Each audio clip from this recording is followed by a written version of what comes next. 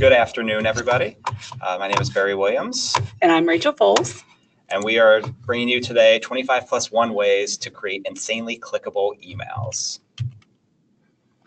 So as I mentioned earlier, I'm Rachel Foles. I'm the Director of Digital Marketing here at Cerkl. I have about a decade of marketing experience. I started my career off in media, running websites for local TV stations. After that, I went and did nonprofit marketing for a public library. And I've been Cerkl's Director of Digital Marketing for almost 2 years now. Since the first day of my career, I've been doing email, so I've seen trends come and go, and I'm really excited to share these tips with you today. Yes, I have a similar career arc.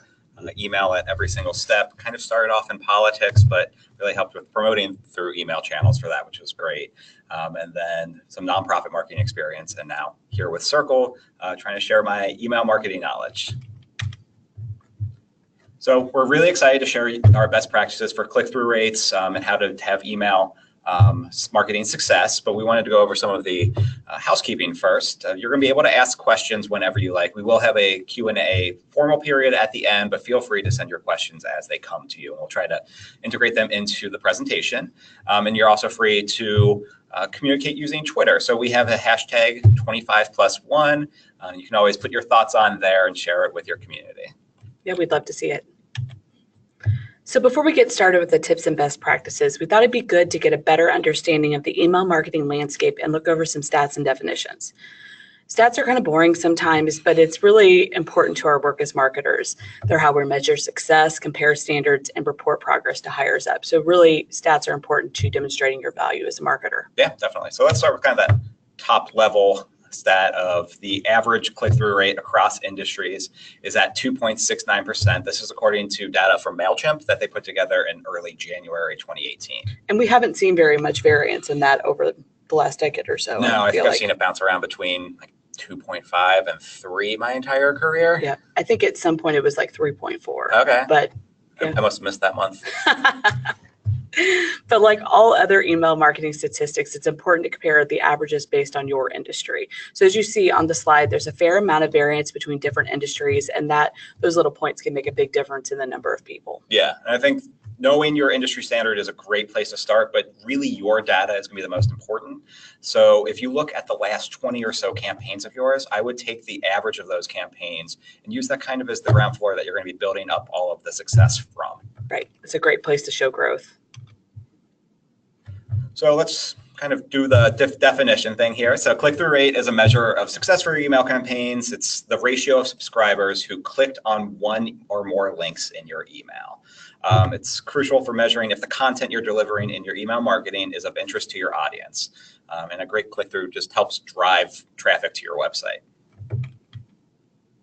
So our first tip is to know the math behind your click-through rate. So most of our email marketing providers are going to provide you with the percentage of the click-through rate, but I think it's really valuable to be able to turn that stat over and know exactly what goes into it. So here's the math. You divide the number of clicks by the number of emails open and then multiply that number by 100. Boom, you've got a CTR. Yep. So it's how you're gauging your success. Industry averages, great, like we were saying, but knowing what you have and where you're working from is really where you're going to get some of the power from it. And I would say watch that over time, like you mentioned, 20 campaigns back or even a year, so you have year-to-year statistics. Those are really smart and key to have. Oh, and then this one is familiar to the people who joined us from the last webinar. Yes. It's to work on your open rate. So open rate is the percentage of emails that are open from the overall amount that are delivered. They're important for your click-through rate because you need to get them through the door. Yeah. So your open rates are really powerful to get people to your content, but now we're trying to get that next step so that they're going to your website. We went into depth on this last month, like I mentioned, and I would be happy to share the archive link with you after today's webinar. It's just important to remember that you can't click what you don't open. Barry got a little feisty there. Yes, all right. But we're back on track. So your subject line is going to need to court your audience into giving your organization their most precious resource, which is their time. So you want to use a couple different tips we've got. You want to make people curious. You can use urgency. We'll talk a little bit more about that later. Activate that FOMO, that's fear of missing out if you've got a limited offer. Ask questions, and above all else, keep your subject line short, readable, snappy, and fun. Yeah.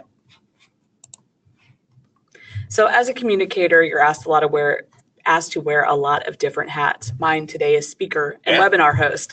So even if you're not a designer, you're going to need strong visual awareness, and that's what we're going to talk about here. We're going to talk about some tips to optimize your email layout for click-through rate success.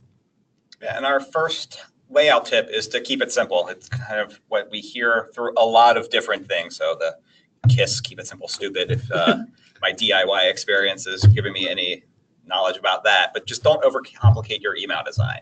By keeping your design simple, clean, you're able to maximize some of the tips that we're going to be going into later, and also just really help your audience know where to look for things, what's important.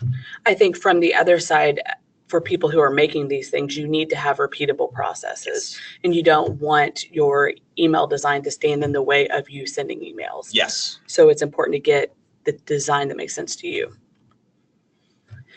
So I'm a big fan of images. Our next tip is to use images in your emails. Campaigns with images have a 42% higher click-through rate than campaigns without images. So when the email arrives, your photos, just like the ones you're seeing here, should enhance the message and please the eye. I mean, who doesn't love space? Yes. I love space.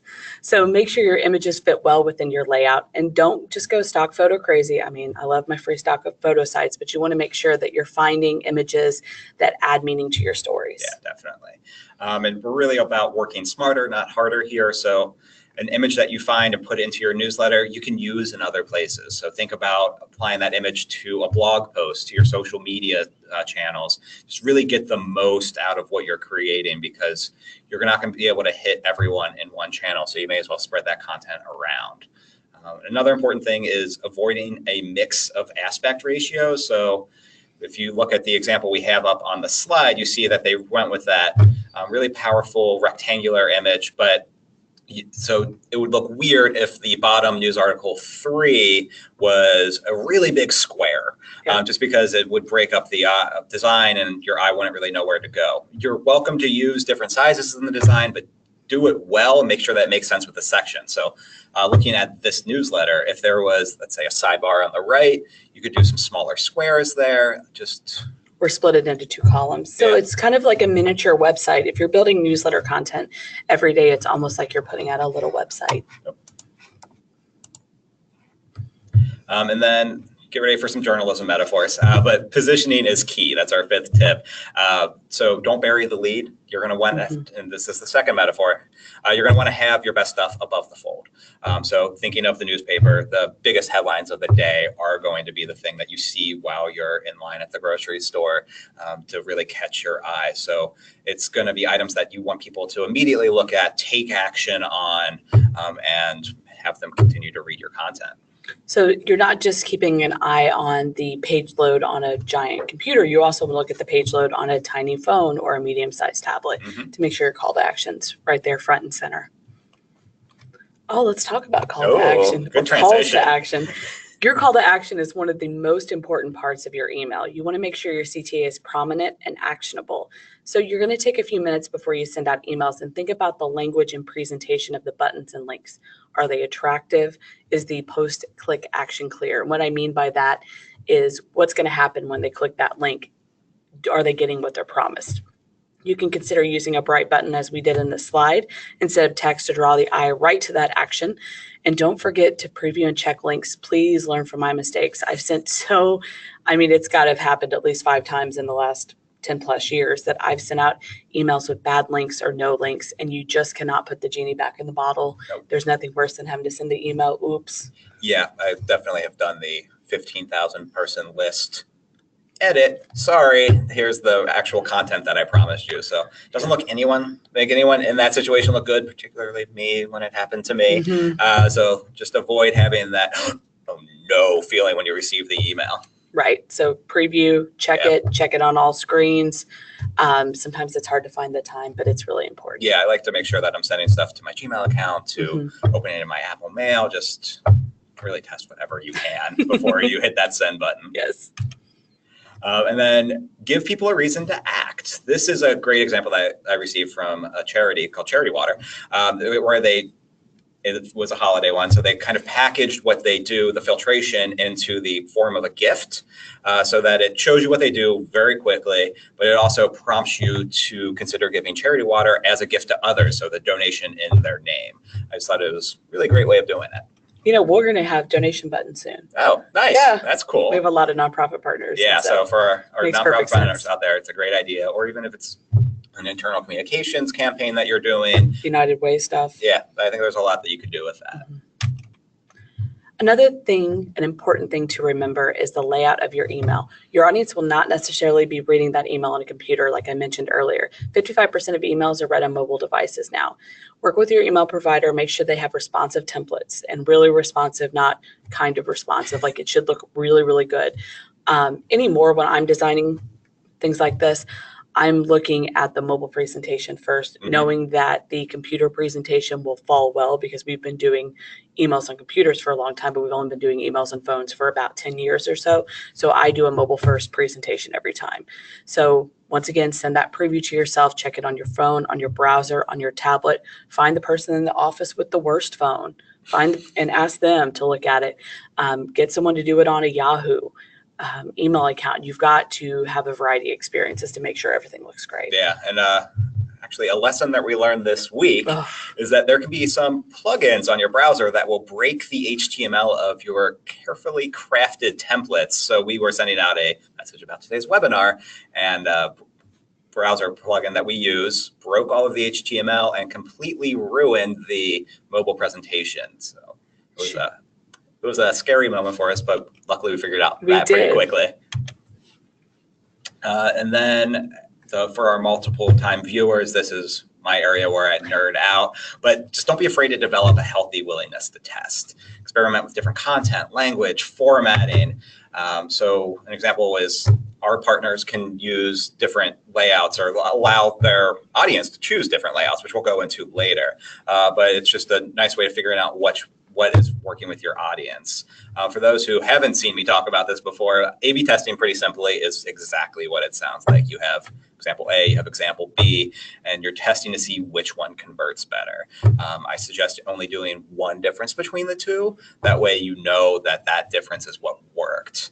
And then particularly with click-through rates, you can figure out if your audience is more responsive to that bright button that we were discussing earlier, or if they prefer just a regular link. Positioning, image sizes, there's a lot you can see to figure out what's going to help convert people from your email to go into your website or intranet, just getting to that next level of your content. So we have a quick poll for A/B testing. It's just simply, it's a part of your email marketing strategy right now. We'll give you a few seconds to answer that.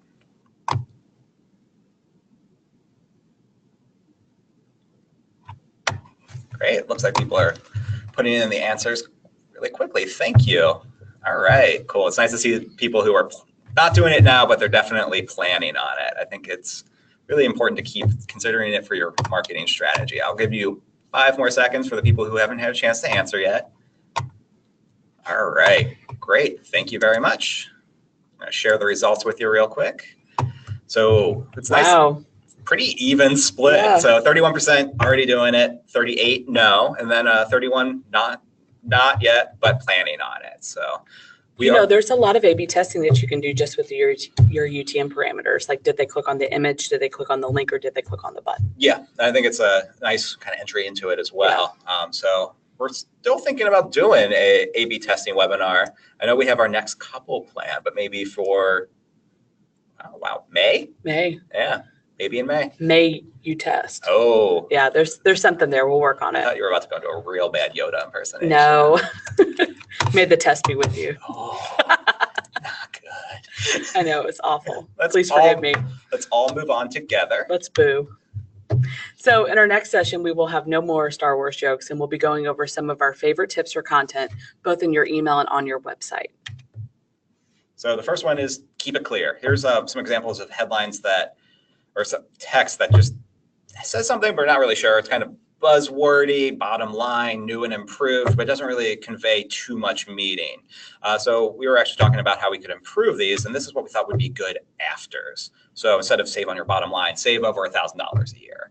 Instead of check out our new and improved platform, we now display crucial data over a personalized reporting period. So it's just making that text more tangible, knowing what you're going to get out of it. Yeah, it's really about driving home the benefit and writing all of your copy from the perspective of the user. Yeah, and giving them a reason to click and find out more. Yes. Because mystery is not going to do it.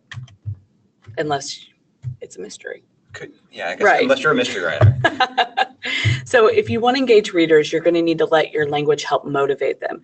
As an organization, you need to have a brand voice that speaks to your target audience. You want to identify and use language characteristics that resonate with your industry and audience. So it should be specific to the words that you guys use, the things that you talk about, the stuff you get excited about.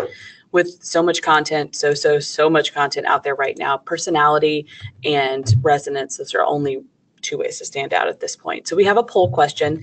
Do you feel that your organization has a defined voice? We'll give you a few seconds to answer. Oh, very confident yes, immediately. I like it.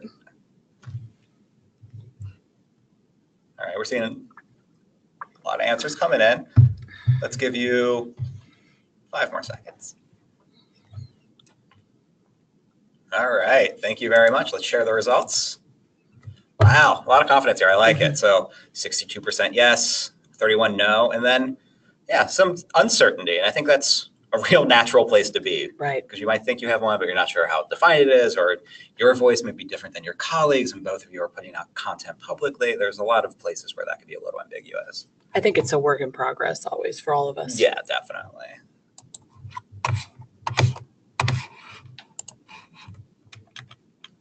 I love this example.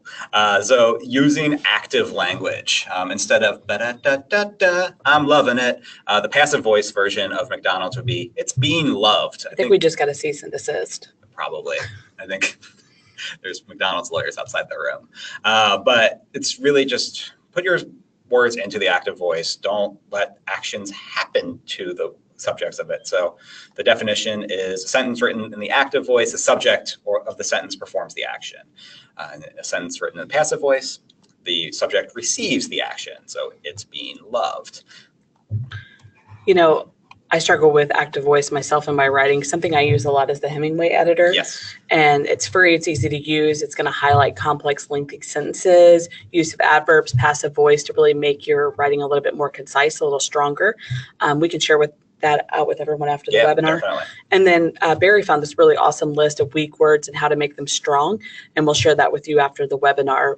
And I think it's just a really great example, heavy thing. No, when you and I started working together, you introduced me to Hemingway and Grammarly. And I think just in that short period of time, it's really brought my writing to a new level. So definitely some great tools that we'll share with you after today's webinar. Another thing to remember is to demonstrate urgency when you can. Don't try to slam urgency in there when it doesn't fit. You'll see this a lot in retailers. They'll do a lot of time limited offers, 40 hours to save, blah, blah, blah. I think that there are some places that other people can use that urgency. So for an event marketing, for instance, if the tickets are going quick, you can hasten your reach for the goal by telling your audience what % of tickets are still available. So 20% of tickets left or 80% sold out.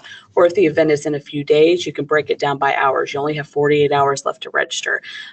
You're going to want to look for opportunities to demonstrate that urgency in your organization. But once again, just to reiterate, don't manufacture urgency. Yeah, don't force it. But I think there's a good nonprofit example would be you hear from one of your donors that they're willing to match donations during a particular period of time. That's a great time to reach out to your audience saying, if you donate within these 48 hours, we're going to be able to double your money. I think that appeals to their desire to have an impact to help your organization. And it's really just a natural case of urgency. I love that. Yeah. It gets me every time. Yeah, I know. We're both kind of suckers for that. For our 14th tip is to understand your audience. So every member of your audience has their own interests and reasons to interact with your email. Knowing what they are interested in is one of the best ways to raise your click-through rate. So this tip gets even more powerful when you start actively tracking your click-through rate statistics. You'll start learning what works and what doesn't with your audience.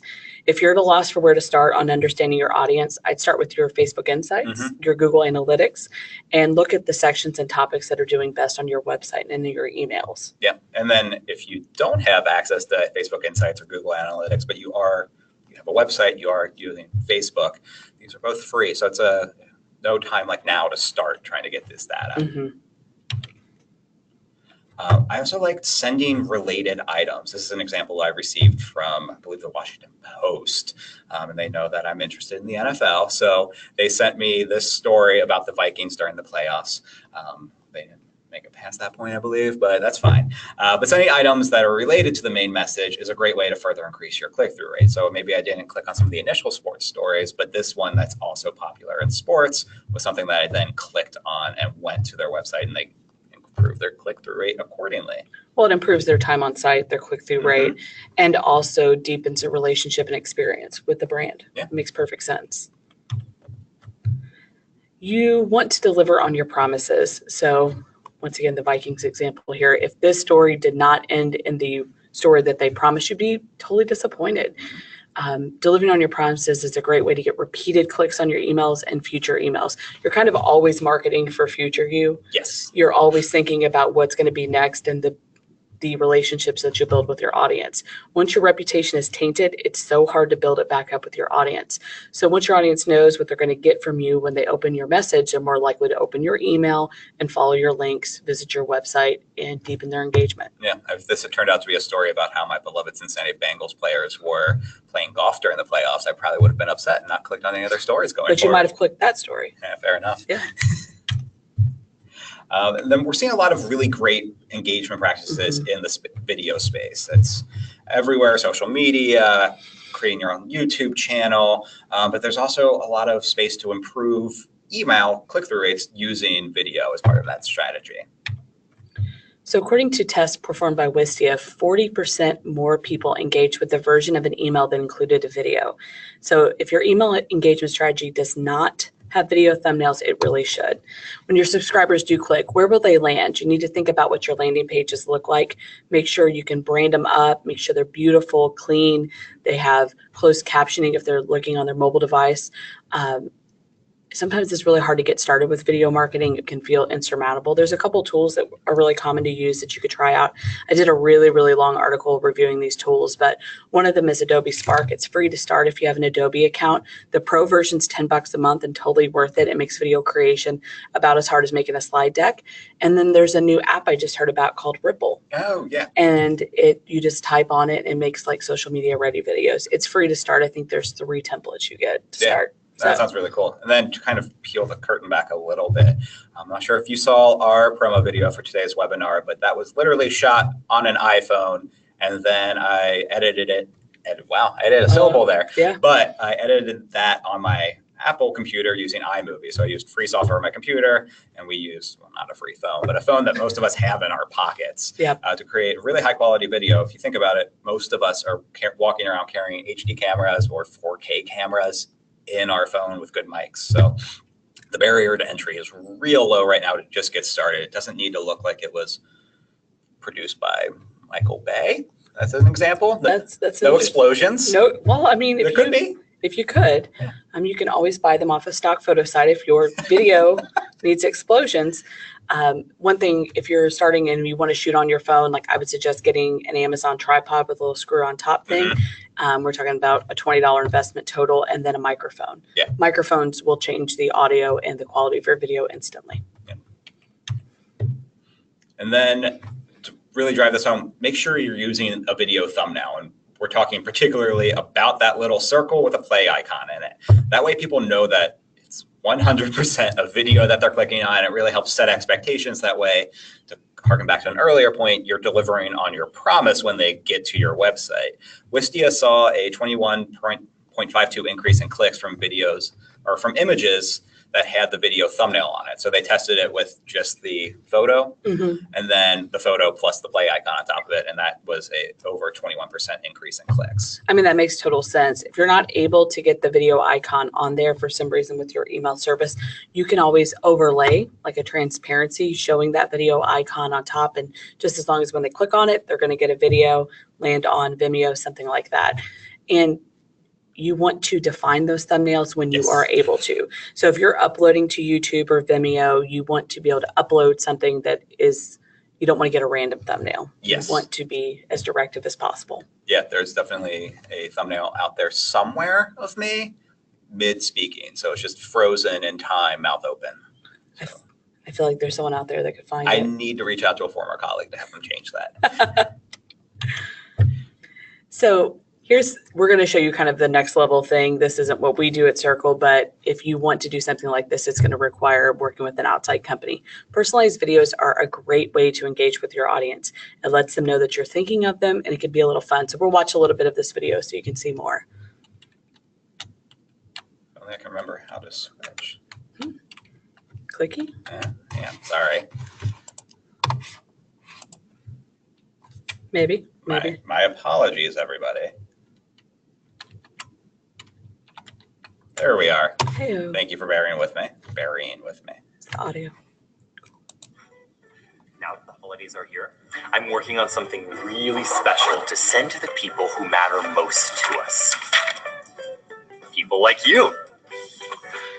I really wanted to make this gift something great, so this year I set to work early, thinking hard about the gift that would be best for you.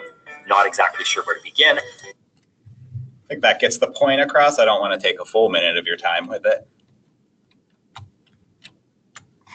But I think it's a good example because it shows, I mean, they do it, it's kind of a trick of the camera really with going to a full screen where they can have the name up there. So it's not the person saying our name, but it is pretty engaging. I've seen some really cool implementations of this. This is more of a tech demo from the company that does it.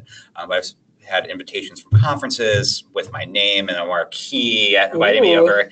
Exactly. What's enough for me to be like, oh, all right. But I think it's a cool strategy. If it's something you're interested in, I think that was from Vidyard, so they might be worth looking into.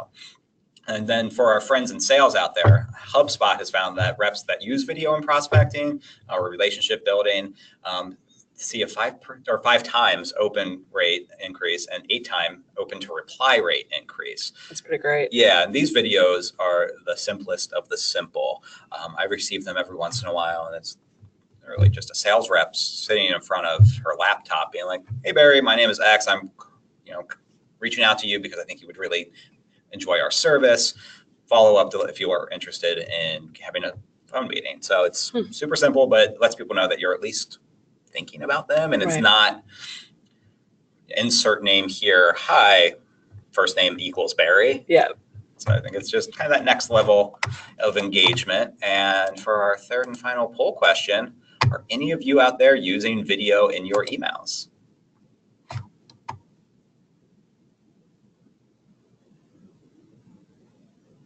All right, very quick with the answers. Let's just do 5 more seconds. I don't think we need to keep it up too much longer since most of it, you have it in there. Great, let's share. Yeah, that feels about right. About a quarter are currently using email and the other 3/4 are not. For those who aren't, think about it. It could be one of those things that you test. Like we were saying, real low barrier to entry. You could test an email with video in it versus an email that does not have the video and see which ones are working best for your audience. All right. So we're pretty big fans of personalization here at Cerkl. Our next 4 tips are about getting personal with your audience. The first is really just use your segments. So segmenting helps to personalize your message to people. You can segment for different demographic information like location, age, gender, occupation, so much more. It really depends on your audience and how you would break them down. But knowing what your audience makes your audience tick will greatly impact your ability to drive CTR success. So a story that's geared towards my demographic versus your demographic, and if they switched them, I may not click, but if it was actually meant for me, I'd probably click it. You need to provide email on your audience's terms. Not everyone has the same level of interest in your emails. So you may have some super fans, and I love my super fans, just like Barry's name in the marquee. I love our email super fans that are opening every single message that we send. They're going to read those messages daily. They want more from you. But there's others who want a more casual relationship with your content. So you have to market to both the super fans and the casual observers.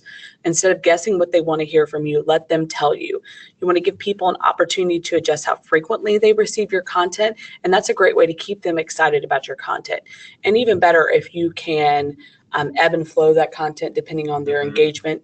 This may help you avoid the kiss of death. That's the unsubscribe. It's so hard to come back from the unsubscribe or marked as spam. Yep. I mean, some people don't realize the power of that spam button. It can really hurt you and your deliverability.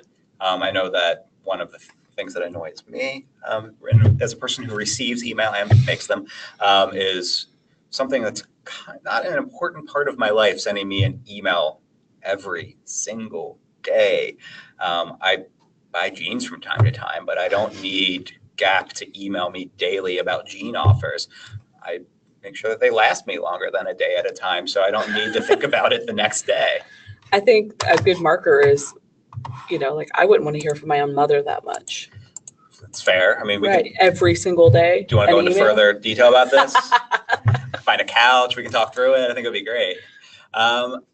Cool. We actually just got a question in. Thank you very much. Can a subscriber be assigned to more than one segment? So I think it depends on your email provider. I know in Cerkl, yes, you can be assigned to more than one segment. And you've used other ones as well. I think Constant Contact, they can be added to more than one segment as well. So my experience with Constant Contact and Marketo is that you can definitely do that. I don't recall about MailChimp, but yeah, it's for some places it's as simple as tagging them as multiple things. So I'm a 34-year-old male. You could have me in a segment of all men, or you could have me in a segment of people who are 25 to 35, and there can be some crossover between them. So super simple example, but people can be in different buckets at the same time. Yep. I hope that helped. And then for our 22nd tip, get the timing right. Timing really is everything. So if your email arrives when people don't have the time to take action, they may never get to it. We're all being inundated with emails, while we're sleeping, while we're on the bus to work. So it's real easy to start getting buried further and further down in the inbox. So look at the open times from your past email campaigns. Will help you know a really good time to send to your audience. Better yet, send it when people actually want it. Going back to the preferences thing that we were talking about earlier. And then I also like to suggest doing as much personalized content as you like. So I'm a sucker for British singers, and Spotify knows that about me. So when the singer Kate Nash came out with a new album, they sent me an email instantly, and that was a click right when it came on, so I could hear the new song. So knowing your audience really helps get them to engage with you, and also just wanting to keep opening that email.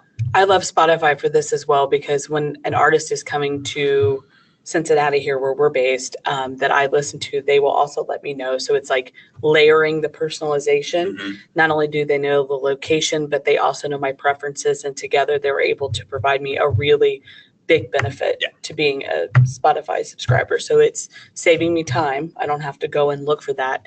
And also it's providing me immense value because I'm learning something I didn't know about something I do care about. Yeah, and I'm well past the point in my life where I know what shows are going where. So it's nice to have. You don't drive by marquees looking for your name? Well, I'm always looking for my name in marquees. Right. So if I can sound like a little bit of a reverse Jerry Maguire here for a second, help them help you. You need to provide opportunities for your audience to help you with your click-through rates. We've got a few tips about that. This one's pretty straightforward. Include forwarding options in your email. So this will let them share your content with their audience. So really helping to amplify the reach.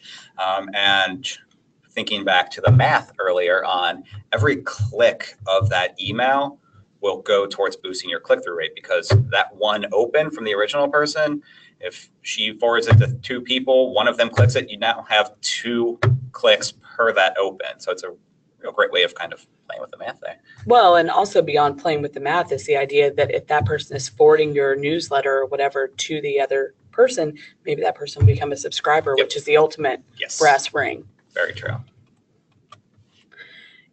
Using social sharing will also help all over your audience's life cycle. In your emails, it should be on the pages they land on. Social shares are clicks too, so having those buttons at the footer of your email or as part of the email layout increases your chances. I've also been seeing a really interesting tweet plugin where people are pulling out portions of their content and saying, tweet this, the quotable stuff. I think that's super cool. Yeah, I want to look into that more. I think that could be a cool strategy to use moving forward. And I think to steal your point from the last slide, it also helps you build out your audience through those channels too. Yes. So as you can tell, we do think about this pretty much nonstop. So at Cerkl, all of our love for email marketing and getting the best out of it really is baked into the product.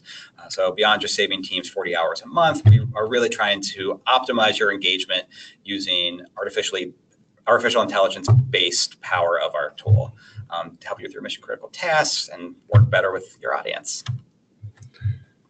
Things have really changed. For the last 25 years or so, online communications have been on the one-to-many model. You could just put out a message on a list and hope that a little part of your audience liked what you said and did something about it. But that era has really come to an end. Users are expecting your content with them and your contact with them to be personalized, relevant, beautiful, and timely. Just like we kind of geeked out about how much we love Spotify, we're getting those same experiences with Amazon and Netflix. If you're not providing a personalized experience that is about that person, then they're easily going to find another organization to engage with. So what Cerkl does is we use the power of artificial intelligence, as Barry mentioned, to learn exactly what your readers are interested in and automatically deliver content to them that they're interested in their inbox at a time in a format of their choosing. So you're going to think about it like Netflix suggestions, but for email. What we've really found is that the best communications are doing two key things. They're adding value and saving time. So this is all from your audience's perspective, but Cerkl's artificial intelligence does both. The messages arrive in your user's inbox, are personalized at the time they want with content that they're interested in. This helps prevent them from sifting through a laundry list of links to find something that resonates with them. My example that I use is my alma mater does not use Cerkl, so whenever I get an alumni newsletter, I'm doing a quick scan to see, get past the article about our constantly losing basketball team, going past the article about our constantly losing football team, and then finding an article about some really cool stuff that our business school students are doing. So if they had this layer of artificial intelligence on top of everything, they could engage with me in a much better way, which would make me probably click on it earlier, be more engaged as an alum. And then on the staff side, your team can stop designing middling newsletters. Cerkl designs all the layouts based upon your audience's interests or preferences, and all the selection work is done automatically as well. But what I like is that you can also maintain the control of saying everyone must see this piece of content, but where it really comes into play is, you'll have that big top story that everyone needs to see, but then the rest of it, it actually tells you what percent it's matched. The story is 100% match for you. It's irresistible. Yeah. We don't want to change the way that you work. We just want to make it easier. So we just take everything you're already doing and we're making it better. We're distributing it out. We want to get repeat readers of your emails. And the way your emails look, as we discussed earlier, is really important. Each member of your list has a preference about how he or she receives your content. So as part of their onboarding process with your newsletter, your readers are able to choose their preferred layout. It takes the guesswork and hours of labor out of this design versus this design. You A/B test it, you do this, you do that, and try to figure out exactly the right design. No, it just automatically lays it out the way that they want to see it. And we have a couple different options, 3 total. Yeah, and I know from my professional history how many times I've had to reteach myself HTML because the template and the creator I was using was broken, and I had to go into the back end and figure out how to fix it and make it look perfect.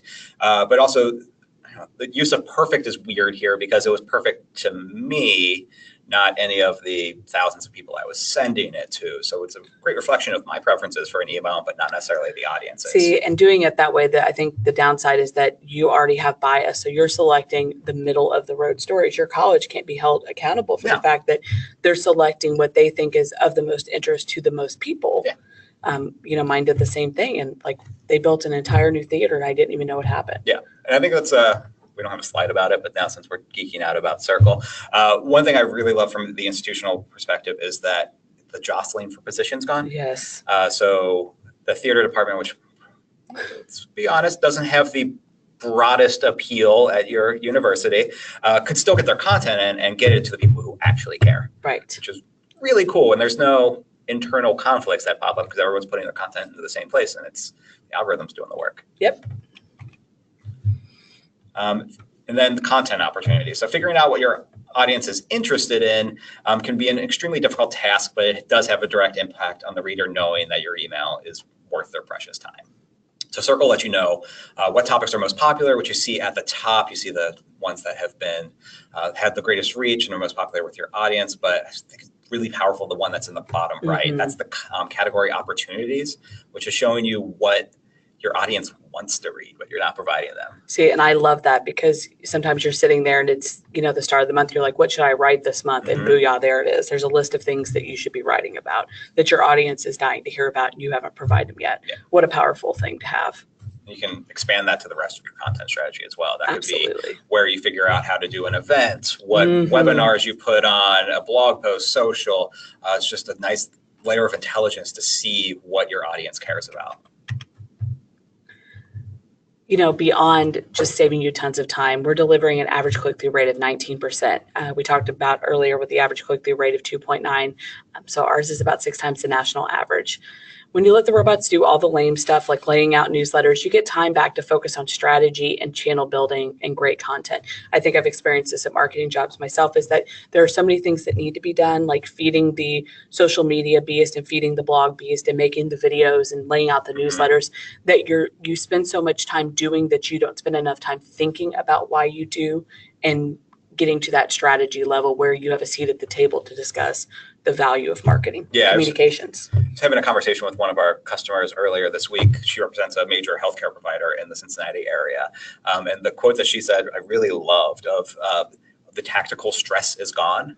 So they don't have to worry. They were actually doing a PDF newsletter, which is even more labor intensive and untrackable. But she doesn't have to worry about creating that anymore. So now she and her team have that 40 hours a month, which is the equivalent of a person for a week, to really get into working on, for their case, employee engagement, creating the things that their audience really likes. So we also have 2 times the national average open rate. So Cerkl partners are able to enjoy that. They have the national average of 22% versus 41%. When you have 2 times the number of people opening your email, that's even more people that can click on your email, share your email, basically interact with your organization, get to know you, your product, your brand, or your mission even better. Yep. And then we're excited. We are going to be moving a little bit away from email marketing, but we're still going to have some email marketing tips and best practices in this webinar. We're all talking about how Facebook has changed the algorithm and organic reach is extremely difficult, if not impossible anymore. So we're going to talk through some of our favorite success strategies, stuff that we're implementing now, stuff that we're researching, so that we can all just move forward and really be successful. So I want to thank you guys so much for joining us today. We're happy to take any questions that you have. Any questions that you ask, we'll see them, but not everyone else will see them. So you can ask us the silliest questions or the best questions. We love all questions. And the questions pane is in your GoToWebinar panel, which is either on the right or left side of your screen. Really depends on where you moved it. And if you have questions after the webinar, you're free to reach out to either one of us. I'm Rachel at Cerkl.com. Yep, Barry at Cerkl.com. All right, let's give it I have a sip of water if you don't mind while I wait for a question. Yeah.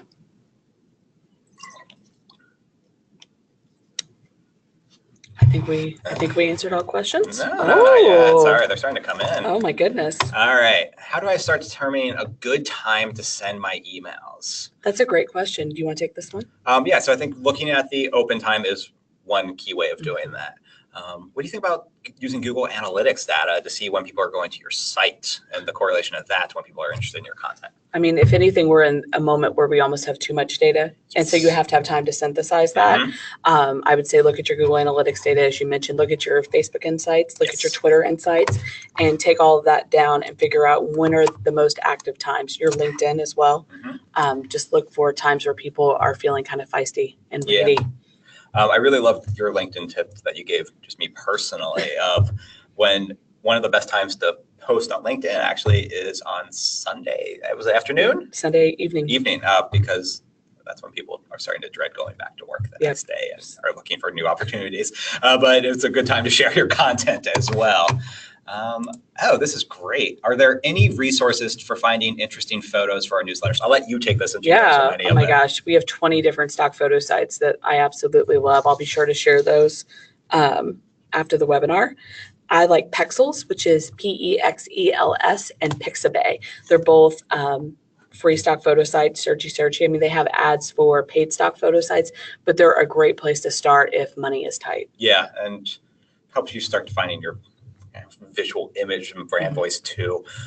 So yeah, we'll definitely get those to you in the follow-up email. Another question just came in. Are there any tweaks with my audience that can affect my response rate? So I think a lot of that could be coming from knowing your segments really well and knowing what's going to, or what emails are going to resound with what audience to get them to want to respond. You see this a lot in the sales side. So continuing to learn and test what is working with your audience will help you kind of get there. I think it is looking at the content, at your open rate, at what things people are interested in, what time you're sending it, what format. So all the tips that we discussed earlier, they apply all the way through the entire email life cycle. You need to look at every junction point and make sure that you're making the best possible choice. All right, here's another. Are there any particular social networks that we should be make available for sharing in our emails? So I hate to give this answer, but it depends because I think the widest networks are going to be, of course, Facebook, Twitter, and LinkedIn. But if your audience is a Pinterest audience, you should absolutely be there. If your audience is a Tumblr audience, you should be there. We used Pinterest and Tumblr when I was at the Campbell County Public Library because we had a lot of people that fit within that. I would even say Reddit. There are a wide variety of places for you to be. That goes back to knowing your audience well. Yeah, I would also, just from a kind of management standpoint, also think about what you want to feed. Yes. Because you're going to have to work these social networks when you start sharing to them. So if you don't want to necessarily feed the beast that is Pinterest, don't make that an option because that just adds to your work. I highly suggest, and then I know this is probably a preview of our next webinar, but really figure out what you want to hone in on, what is best for your audience, and then hit those channels hard. And don't try to do everything to a kind of a shallow depth, and really hit the ones that work best. Wow, so many more questions. So this one is just a question about the recording. Yes, that will be available. It takes a few hours for GoToWebinar to process it, so we'll likely get it to you tomorrow. So we appreciate your patience there. These two questions might be related. So sure. One is, do you have tips for identifying language of our audience? And then any tips for determining brand voice?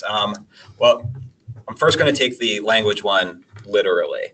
So if you are trying to figure out if your audience prefers Spanish, Italian, or whatever over English, I would suggest looking at your Google Analytics, seeing where the footprint of your audience is. But if it's more towards the brand voice, we can talk to that now. Yeah. So I think for the brand voice, you would look for what words in your industry kind of stand out that are specific to your industry. I think you're saying that you're in higher education. So you would first identify all of the collegiate words that you associate with your university, any hashtags that students use or alumni use. I think that's a great place to start. I would also look at any like casual phrases.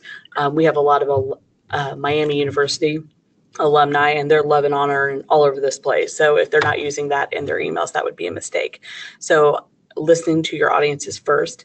Second, we use something called BuzzSumo also to look at related articles. So that's something that you can use for a similar thing where you would search your university's name and look for articles that people have written about you. So that's about the listening piece. But on the other side, the speaking piece, you need to synthesize that into what your brand voice should be, both realistic and aspirational at the same time, which is a little bit complicated. So it's how people see you and how you want people to see you. Yes. And I think to clarify that, the question was about the language used by certain age groups. I think your tips were really valuable there. Just kind of listen and then try to reflect and make sure that it reflects what you want to be as well. That's thinking of the university setting.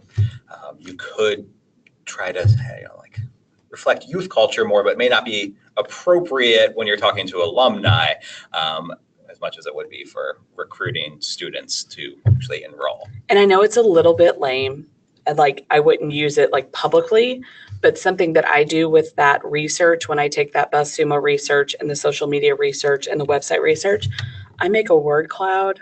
Oh, and wow. It helps me visualize what words have frequency. So I'll take my blog posts and I'll take the comments on social media and the hashtags, and I'll put that all together into a word cloud and let the word cloud work out what words are used in frequency. That is smart, but also right. It's a little lame. Yeah, I know. But I wouldn't show anybody, but now everyone knows. I'm going to keep peeking over your monitor. Yeah, I don't think great. Great A/B testing question. So this one is, how do you suggest I track my A/B testing results? There is really great software out there that you can use that track everything everywhere. If you're getting started, seriously, just use a spreadsheet for a while. So I like to suggest putting in what you're testing. So always start with a reason to test, what you're looking to do. So why you're testing, what you're testing for, and then the different iterations, and then you can put the results there. That way, 3 months from now, when you've already moved on to multiple other A/B tests, you can look back at the history of your successes and really start putting together a narrative of what's working with your audience and really move forward your communications. And if I could layer on top of that, this kind of testing takes a lot of discipline. And if you're not naturally a disciplined person, it's good to set reminders for yourself, which is something that I do, where I'll say, I need to check on the status of this test, check on the status of this test. So at the moment I make the test, I set my follow-up reminders and link that all on my calendar so I know what I'm checking and keep myself organized and on track and keep moving forward. All right, well, I think that might be it for questions today. Thank you all so very much for engaging with us today.